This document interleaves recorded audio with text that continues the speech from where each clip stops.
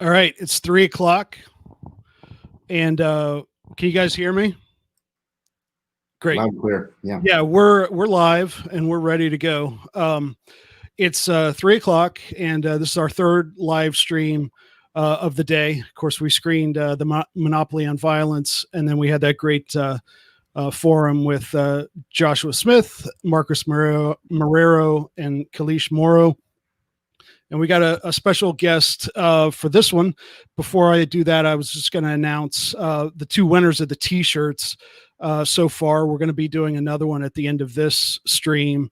And it's Eric Gonsalves in California and Andrew Zender in Kentucky.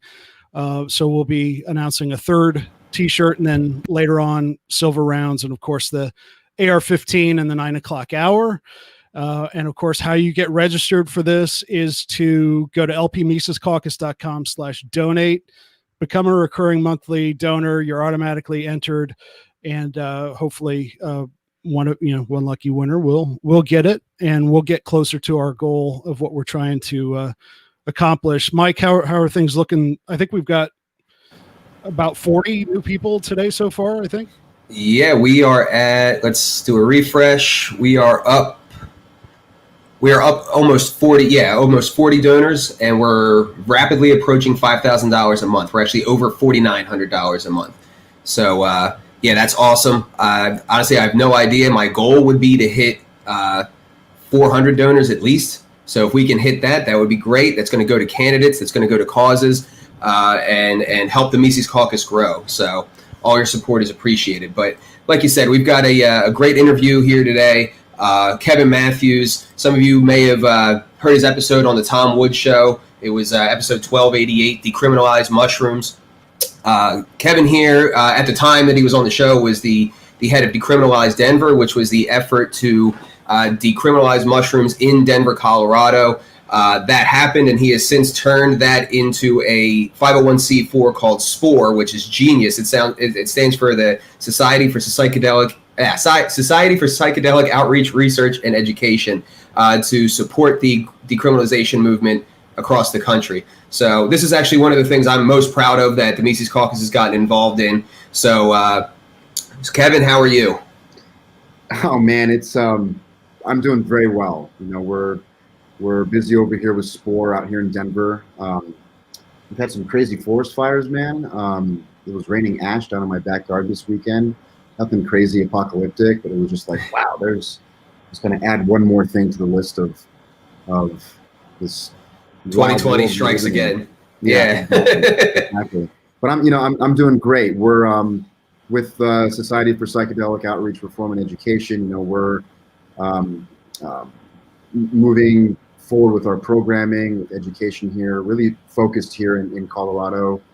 You know, we have a tremendous team that we've built, and we're expanding. So we actually just got back from Detroit a few weeks ago and participated with the Detroit Psychedelic Conference and got to know the community out in Michigan, working kind of in some ways hand in hand with Decriminalize Nature, which for those in your audience who don't know, Decriminalize Nature really is kind of this national, very strong national organization spreading this work as well. So, yeah.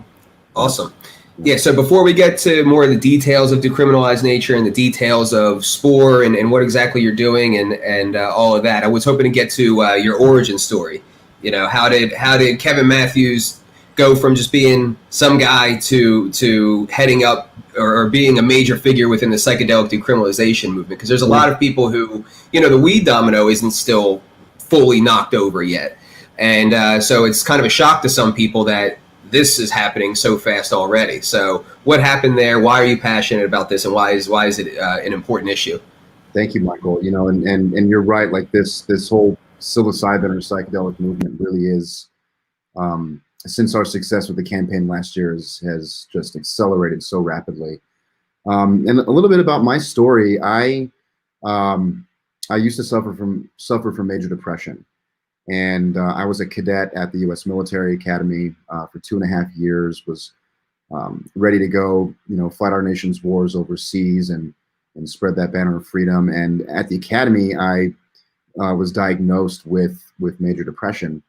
And, you know, at the time, the military and the Army in particular, and probably arguably still today, didn't really have the resources to help me get to the root of and address my issues. So I ended up getting an honorable discharge from the U.S. Army. I think I'm one of the few people in the country who, as a retired U.S. Army with the distinction title of cadet.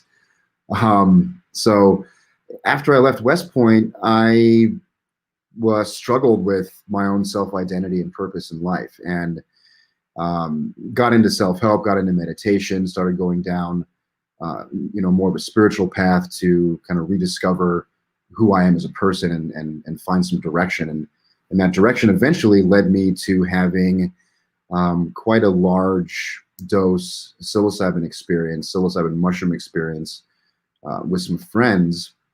And it was absolutely a recreational experience. It wasn't in a therapeutic environment per se, in a clinical setting. We were out in the city in Denver, going for a walk, going to the park, and just kind of hanging out. And going into that experience, I did not expect it to actually be very therapeutic in and of itself. Because of my experience with mushrooms, I was able to really see beyond the trauma that I had experienced. I was able to get a new perspective for my life and realize that I was making the choice to be a victim to my own diagnosis of major depression. And I realized I was like, holy crap, like I actually have a choice here. I don't have to be a victim to this diagnosis for my entire life. And so that I'm sorry to cut you off. I wanted to keep going. It's just spooky to say that, because that was almost the exact same experience that I had. How much choice is available to us that I didn't realize before. Sorry, but yeah, I got goosebumps here just listening to you talk about it too. Like it's, and honestly, that kind of an experience with mushrooms is not uncommon, where folks who do, use this medicine have some kind of an experience where they realize that, wow, just like you said, I have more choice in my life. I can really make my own decisions, even when it comes down to my, health and mental wellness, right? So after that experience, well, there was that experience and the fact that it was with, there were new friends, but there were a really close community of friends. So that community element too, I think was also very important in me being able to find that new perspective in my own life, which then really freed up mental bandwidth and emotional bandwidth to, start taking better care of myself and find myself again, for lack of a better term, And then kind of fast forward a few years later, I heard about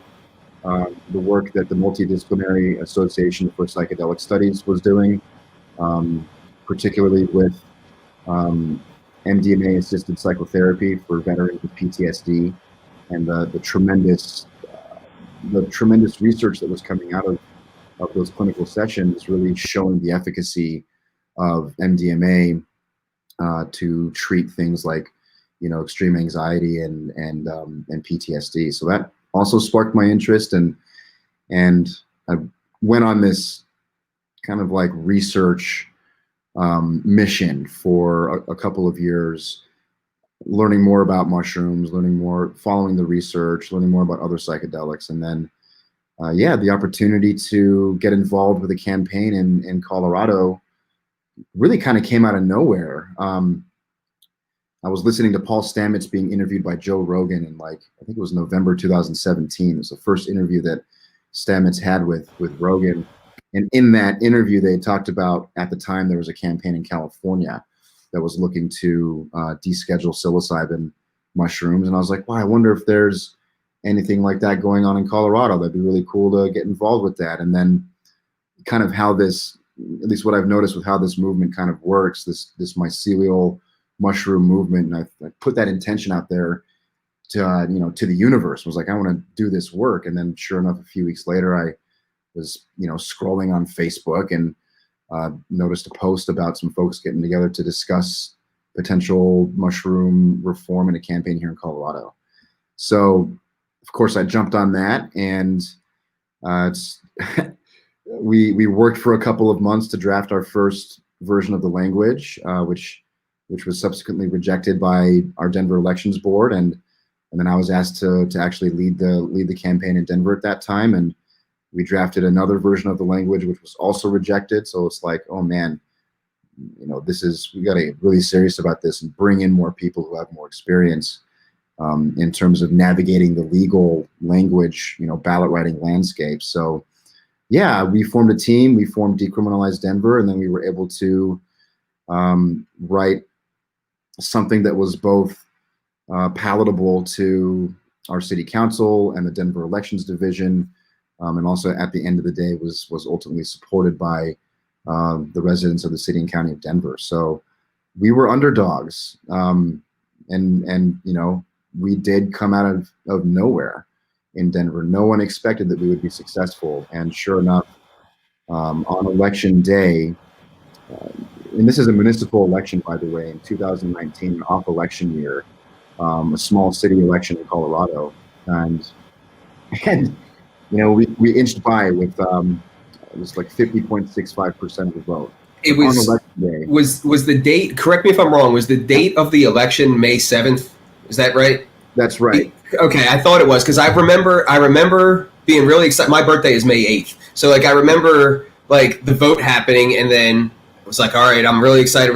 Then I remember the media on the night of the 7th was like, it failed. It very narrowly failed. I'm like, oh man. And then this sucks. And then I wake up on my birthday, and actually some votes came in, and it passed narrowly. Oh shit.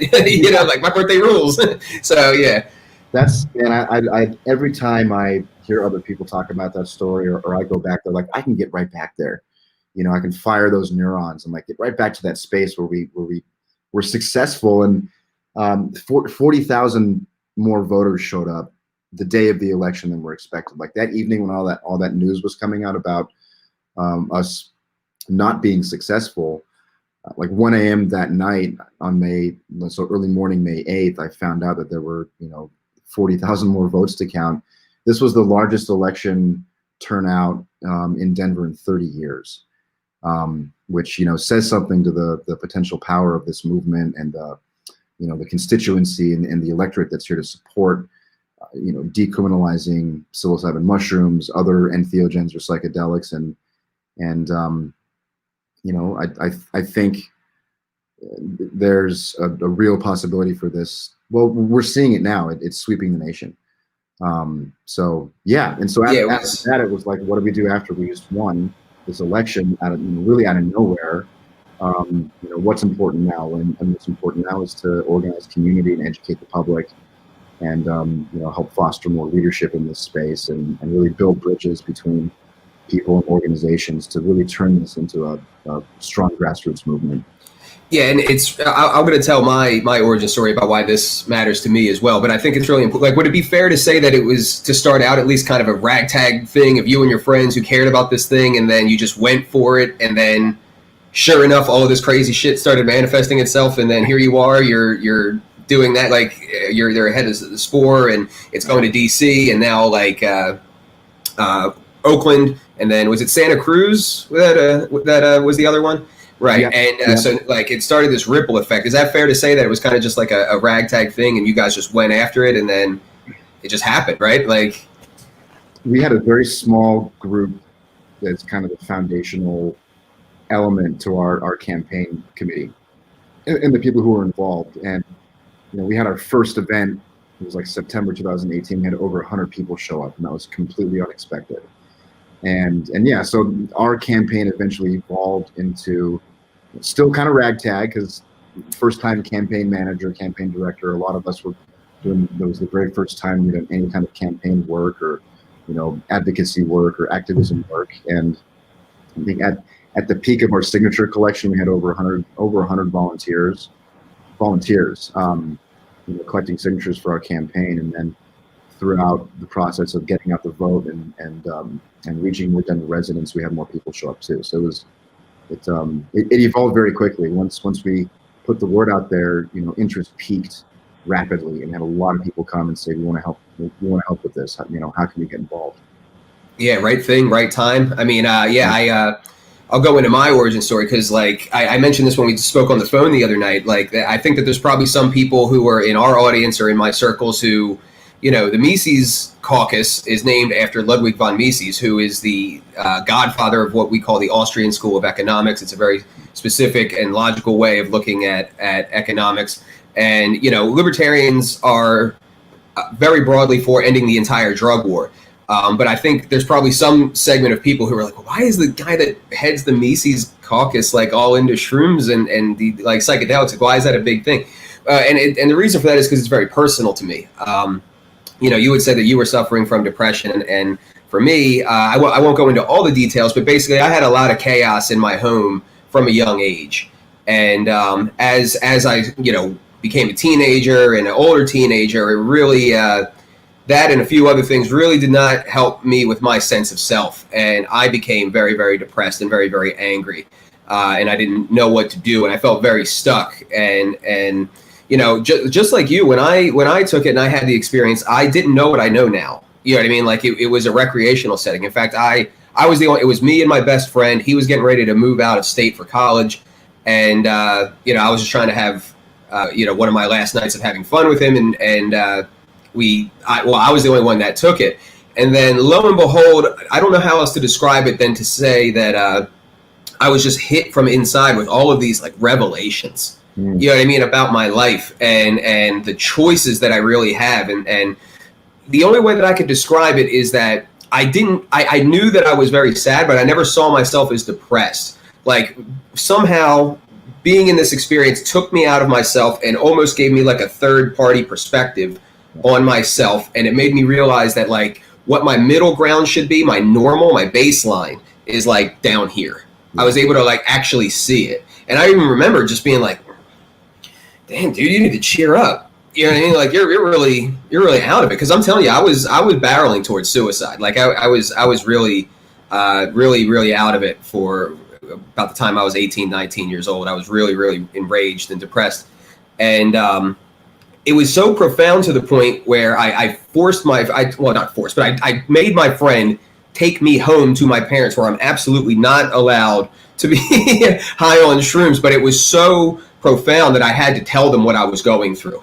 You know what I mean? Like I just absolutely had to tell them what I was going through. And I remember, my friend was trying to convince me, this is a bad idea, don't go home. And I'm like, no, you don't understand. I must talk to my parents.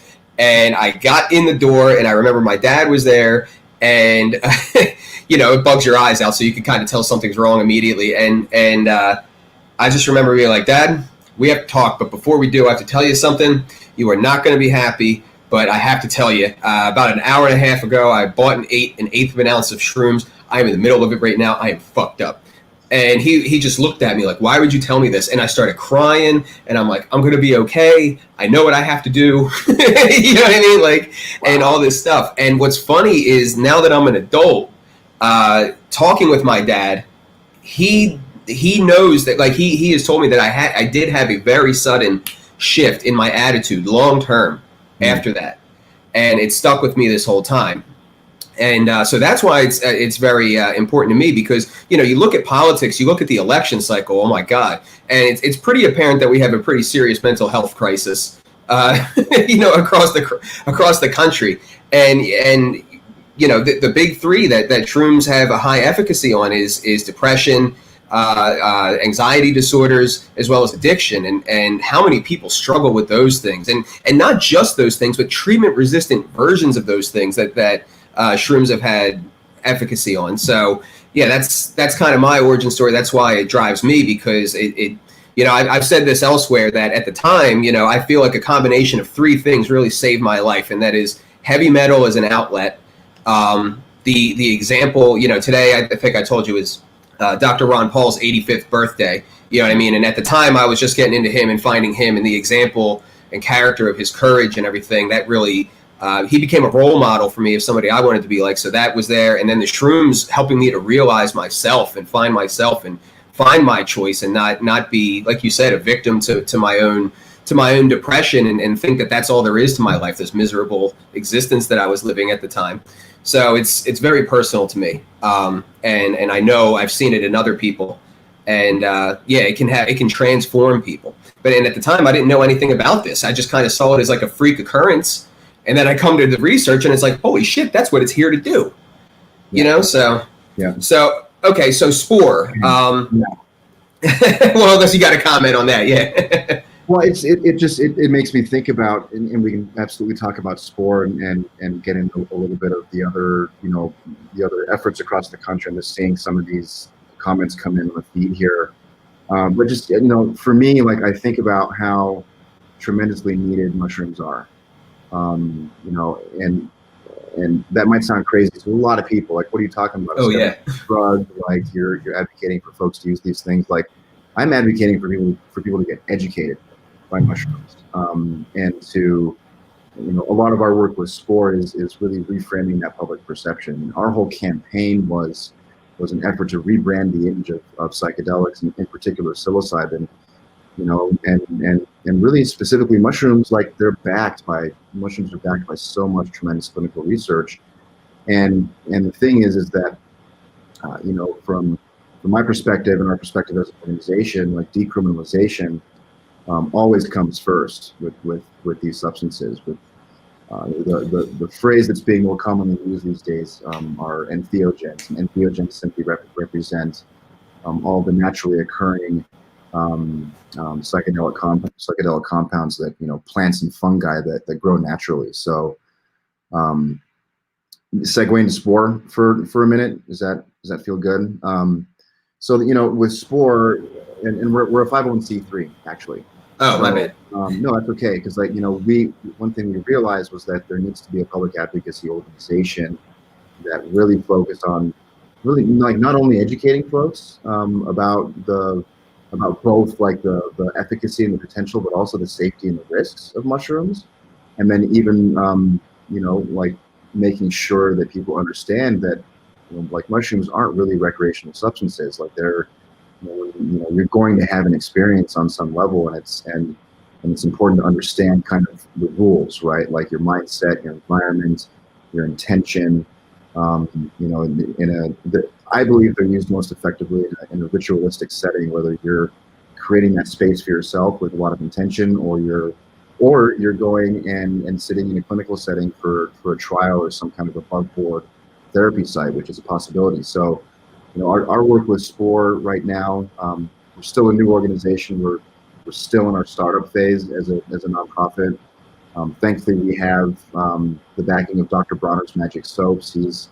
Their organization, by the end of the year, will have invested $100,000 in us. And like with nonprofits, there's that return on investment is a social return on investment. So we're working to really right now impacting our communities by simply sharing this information and really building community, and then also figuring out and hearing from our communities where they think that what do our communities need, and how can psilocybin or other psychedelics possibly help address these issues, especially mental health and addiction, right? So it's still early too. Like, it's only decriminalized in Denver, and all these other places are experiments right now, so we can really see what works the best. And thankfully with marijuana, cannabis reform, we have examples of what works and what doesn't work, and we know for sure that in terms of decriminalizing psilocybin, other entheogens, psychedelics, like, that's important because it creates that baseline of equity, so that at the very least, folks, to use Denver as an example, folks can cultivate, use and possess and store their own mushrooms here. They don't have to go to a dispensary. Yeah. That's actually a point I'd like you to touch on, because I know you've got about 6 minutes here left. I'm sorry. We can stay on a little bit longer too. That's cool. Sweet. Yeah, so that's actually a point I'd like you to touch on, because I know this is really going to resonate with libertarians. We were talking earlier the other day about why decriminalization before legalization, or before market availability, let's say, is so important. On the surface, some libertarians are like, huh? But when I say that, but there is a reason. So what is that reason? Yeah, I mean, foundationally, mushrooms grow from the earth, right? Like, not necessarily here in Colorado per se, but they're a naturally occurring compound. Just like all of the other naturally occurring psychedelics, these are things that the earth creates, right? So that's one point there. Like, why, So with that, considering profit motive, using the cannabis industry as an example, especially here in Colorado, where there's limited access to different licenses.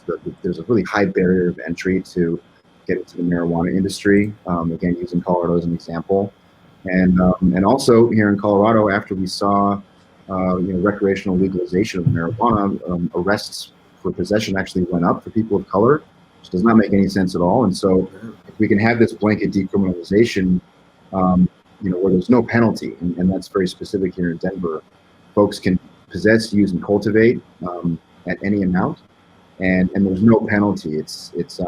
We've in fact prevented the city from using any resources to prosecute individuals for the possession of mushrooms, as long as they're following the guidelines of our initiative. So, decriminalization first. We have concerns about moneyed interests coming in. Corporate delics is a new term that's coming out. So, any kind of like corporate monopoly on the space in terms of access. So access is really important with this, and that's why we feel like decriminalizing is that foundation, so that at the very least there's more equitable access, more distributor access for folks to be able to utilize. And I would add, in the long term, when you do have market availability, by having that framework of decriminalization first, it's going to ensure the lowest price and the widest available usage. Because take for instance, like in Pennsylvania, I work at a dispensary and we only have medical. Unless you're going to the streets and you're still at risk by getting it from your local dealer or whatever, the market is capped only to people who have cards, and the prices are so much higher than they would be if it was just widely available. You know what I mean? And so that, I think, because we do want market availability, but it's got to be under a framework where people are free to share it, free to use it, generally, before it gets to just market availability.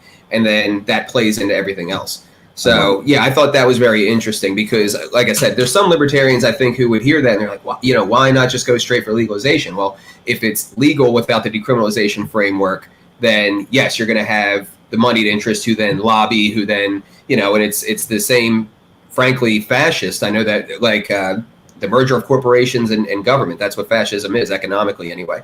And it is a problem, and it's been a problem across both parties.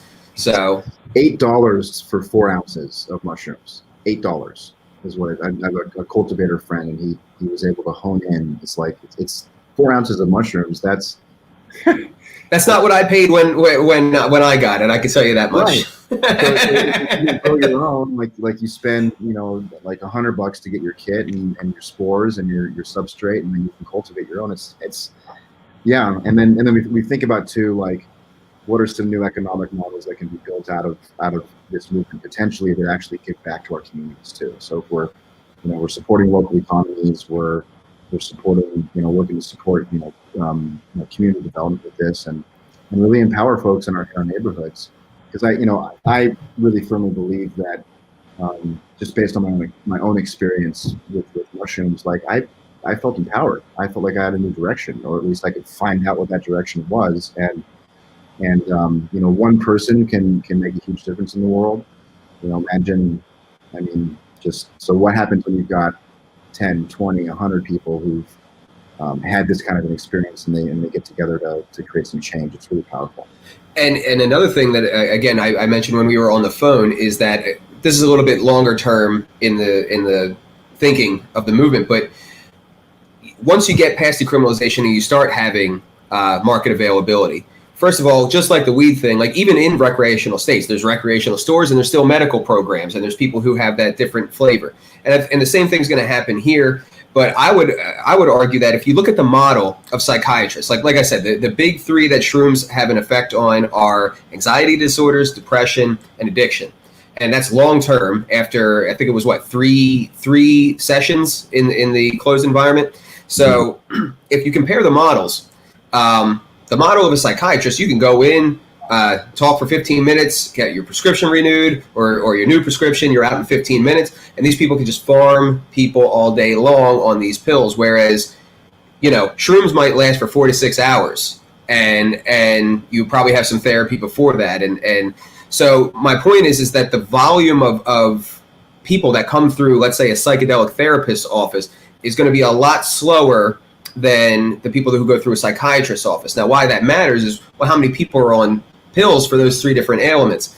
And let's say you capture 20% of the market share, and they're bottlenecked, for lack of a better term, through these kind of slow moving. What you're describing is a market need for a whole lot of new specialized work. And like you said, that can create jobs, and everything kind of works harmoniously at that point. So yeah, that's great. But yes, really good point, because we're, I see what's occurring in this field now, whether we're comparing, decriminalization or some kind of like regulated medical models. To me, it's a both end.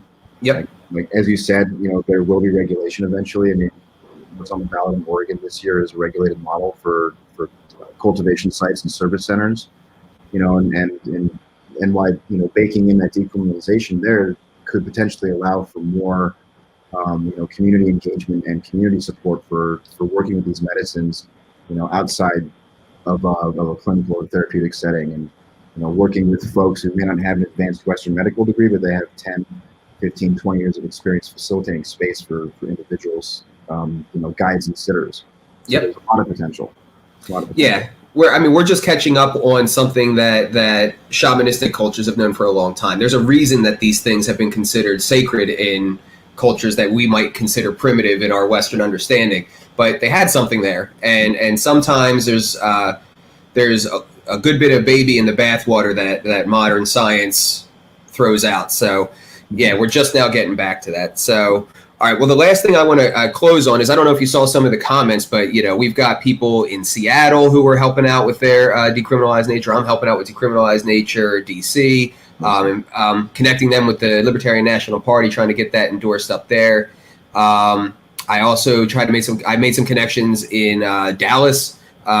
So what are the hot spots right now? What are the opportunities? Like if libertarians were to say, you know what, yes, this is something I want to get involved in, and I'm looking for good opportunities, where are those hot spots that are viable? Yeah, thank you. Of course, Oregon, the Measure 109 is going to be on the ballot in November. I think I can't speak for their team specifically, but getting the works to volunteer time to reach out to people in Oregon is going to be a good thing. You mentioned Decriminalize Nature DC. That will be on the ballot as well. And that's looking at decriminalizing all entheogens in our nation's capital. And Chicago's still on the radar right now. That's a Decriminalize Nature Chicago operation. And then consider 2 states where legislators have introduced bills. Vermont, and I forget the state representative's name. And then you also have Iowa, and Representative Jeff Shipley in Iowa recently introduced legislation. Really? Yeah. I know him. Okay, that's cool. Yeah, I didn't know that. Cool. Yeah, he's an incredible person. He's a Republican, right? And he's like, these are God's medicines, and we need these right now because we need these new alternatives. I didn't know that about him. Okay, yeah, that's awesome. Yeah. Ask him to send you his video of him introducing the language. And then we did some polling in Colorado earlier this year. We discovered that right now, 50% of Coloradans would support both decriminalizing mushrooms and some kind of a regulated model. So we have to do more polling, but we'll be exploring what a statewide campaign might look like in 2022. That's exciting. And I know California is going to come back online in 2022 as well. They got hit pretty hard by the COVID restrictions, so they couldn't get their signatures for this election cycle, but Ryan Moonbar is working on that over there. I would expect to see a lot more efforts pop up next year across the country, especially using the Decriminalize Nature model. Yeah. Which in that model, just to kind of to give context to the difference between what we did in Denver and what happened in Oakland and Santa Cruz. In Denver, we did a citizen-initiated ordinance, and so we had to collect signatures and then get certified for our local ballot for the election for people to go vote yes or no on this. In Oakland and in Santa Cruz, also in Chicago, those folks are talking directly with their city council and really just creating relationships with their city council to really educate these individuals and work with that city council to draft an appropriate resolution. So there's a lot of different ways this can work. I tend to think now, at least on a local level, that working with city council is a more accessible route because it doesn't cost as much to run a campaign. No, and that's I plan on doing that here. I'm about halfway finished it, but I actually have a PowerPoint presentation. I plan on lobbying my city council people, and then also going to the Democrat meetings because it's a very high Democrat area here. I was able to decriminalize weed here, and basically the idea is to hit the left from the left and hit the right from the right, right? So like the idea is to go to the left and be like, you guys are progressive, right? Well, what the hell's more? Come on, and it's the one issue where I can kind of cross the facts boundaries into the feels based on my story. So that should be good. I can't guarantee anything. I don't know what the hell's going to happen, but I'm pretty sure our chief of police here is understanding about the issues with the drug war generally, not just weed, and getting him on board again, if possible, would be awesome. But yeah, I'm going to try to do that here. Amazing. And another way that I hadn't even considered before was like going directly to your county sheriff. Yeah. Like that's an effective way to possibly do this, where if the sheriff were to sign an MOU or some other document where they say that they're not going to enforce psilocybin or other entheogens, that's a victory. That sends a signal to the state. I would expect to see a lot more movements pop up in other cities across the country and in other countries across the world.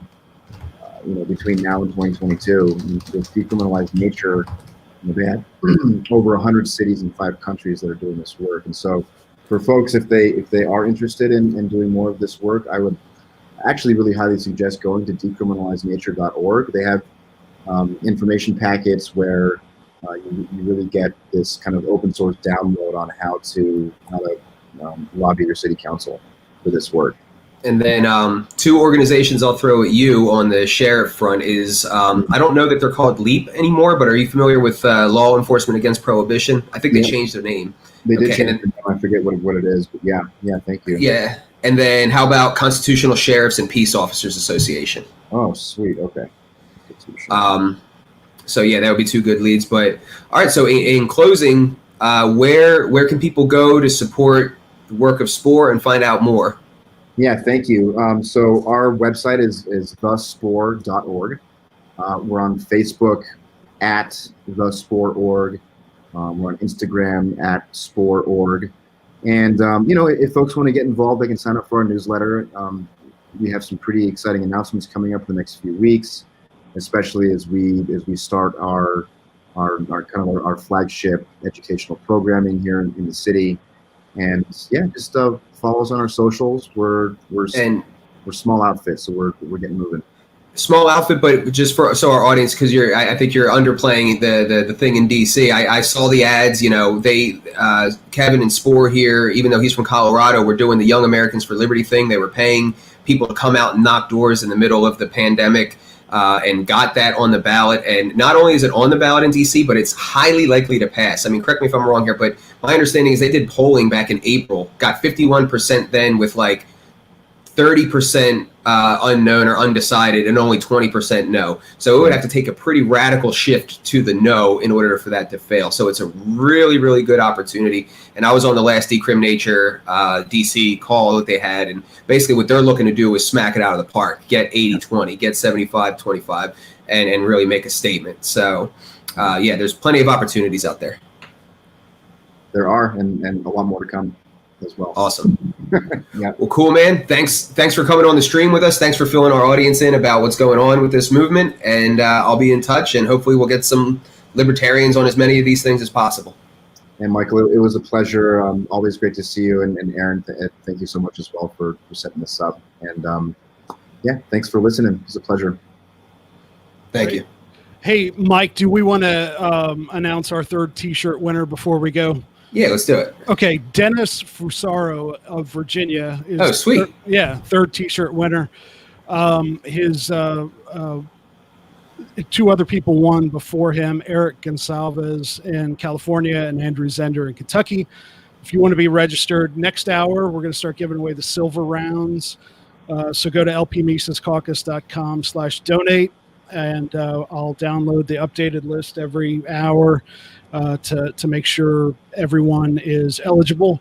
And of course, the AR-15 giveaway is in the 9 o'clock hour.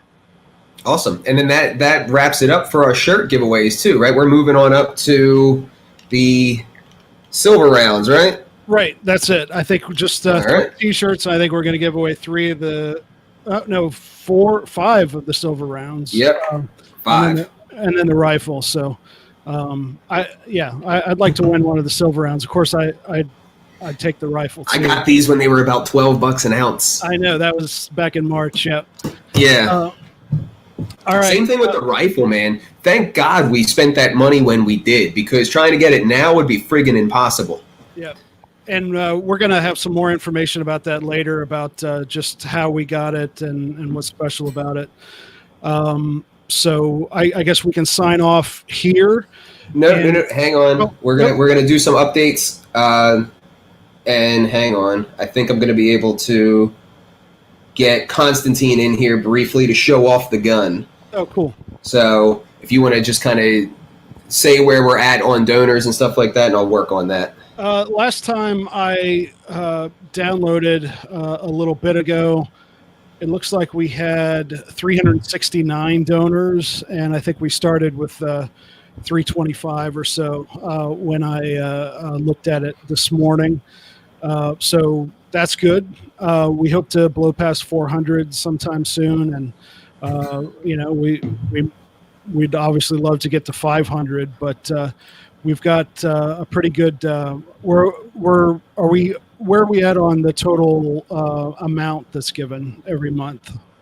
So we are at 4,961. So we are just $40 away from blowing through $5,000, which just over $5,000 is our all-time high. We had hit that coming into the new year last year, and then 2020 hit, and it was actually kind of a circumstantial thing where we killed it so bad at the end of the year fundraising goals that we decided to take some time off from fundraising completely. We were originally going to do this event in March, and March is exactly when the coronavirus scam hit. So so we are just now getting back into the swing of things with that, and we are almost right back where we were, and I think we're going to make mincemeat out of that old goal by the end of the day. Yep. So with that, we've got Constantine. Thanks for joining us, Constantine. If you want to plug HD Defense, show off the rifle, the floor is yours. How we doing, guys? Good. All right. So I am Constantine. I am with HD Defense. There's a little bit of a lag, so I got you on the bigger TV here. Oh. I wasn't sure when I was going to jump in. It's not give free advertising to Dr. Pepper, regardless of how to listen. So this is the V3 Enhanced from HD Defense. We call this our Genesis rifle. This was when we actually started manufacturing rifles. We didn't want to use the name M4 or AR-15 because it's super easy to ban. There's a lot of guns out there that are like banned by name, so we didn't want to make it too easy for them. So we called it the Genesis because it was our beginning. So that's how we came up with it. So it's a quick thing on the rifle here. So we've got a 6-position collapsible stock. Depending on the state of the winner, you'll get either a 30 standard capacity magazine, 30 round, or you'll get a reduced capacity magazine. We'll work with you to help you get your rifle. So gun is empty, it's safe. The handguard is what we call our hybrid handguard. Not only does it have the Picatinny sections on the end, around the muzzle, and here at the breech, it has M-lock the whole way in here, which is great because it feels really good. A lot of rifles that have the little quad rail all around, if you've got nice delicate hands like myself, it's really unpleasant. It feels like holding onto a cheese grater. So the really an improved feel. The grip back here is the Magpul MOE Plus grip. It's like a rubberized texture. It's awesome. Really, just it's difficult to explain, but once you feel it, you're hooked. The receiver is forged upper and lower receiver. They're made from 7075 aluminum. The barrel is 4150 chromoly vanadium. That's a $10 word. Using a mid-length gas system. This is a lightweight profile barrel, so this gun actually weighs a little bit lighter than most. And there's the kind of the quick front and back of it. Any other questions you guys have you want to talk about? No, that's it. I think that'll do for right now. You're going to try to send us a pre-recorded video of you demoing this thing, right? Yeah. So I did a quick little video. I'm the only one in the shop right now, but when it's behind my guys here, things are really, really crazy right now. Just trying to keep parts coming, and I've got guys on parts runs and guys dropping stuff off to metal finishing. So it's Awesome. It's crazy. Well, we will play that video at some point later, and then we'll bring you back for one final demo later tonight. But thank you for showing it. And where can people learn more about HD Defense? Because they're going to need some accessories, and there's a lot of poor bastards that aren't going to win this thing. You know what I mean? Yeah. So. Yeah, absolutely. So our website is hdefense.com. So Hotel Delta DEFENSE, the American spelling, not the British spelling. And we're available on social media, HD Defense on Facebook. I am on Instagram, the D of HD. Though I don't have a whole lot of content because I'm like the worst millennial when it comes to like social media. But yeah, so feel free to reach out to me on there. Our phone number is 1-833 call HD1. So if you'd like to hear my soft soothing voice at any time of the day, feel free to give me a call. I'm option 2 in the phone menu, but feel free to listen to the whole menu and you might have some fun with it. Cool, man. Yeah. All right, thanks, and we'll see you throughout the day, man. We're gonna get ready and get She-Caucus, the women's board, Women of Mises Caucus, ready to go. Ooh, awesome. Yep. And I have to do a quick use this software as soon as we sign off to do a quick sound test with one of our guys who special guests who are coming on later. So I'll do that, and then right at 4:00 we should go live with the ladies. So let's get to that. TakeHumanAction.com. Sign up for as little as $5 a month. Recurring donor. You'll help us. You'll help candidates. You'll help causes. You'll help decentralization from the ground up, and you might get yourself this fine piece of weaponry right there. So help us out and take a chance. We'll be back. All right, great.